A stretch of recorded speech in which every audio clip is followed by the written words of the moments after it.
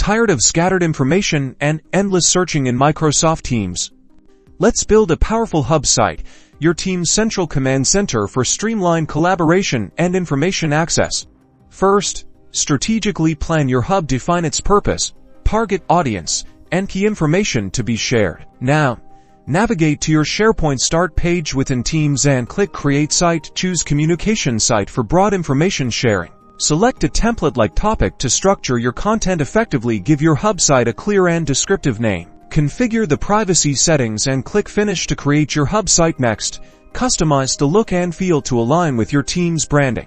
Click Edit to modify the page layout and add web parts. Use web parts like news, highlighted content, and events to surface relevant information. Connect related team sites, associating them with your hub. This aggregates content and provides unified navigation. Then, create a clear and intuitive navigation menu. Use the navigation settings to add links to key resources and team sites. Customize the look and feel further using the Change the Look settings. Choose a theme, customize the header, and fine-tune the navigation to create a visually appealing experience. Set up permissions carefully to control access and editing rights.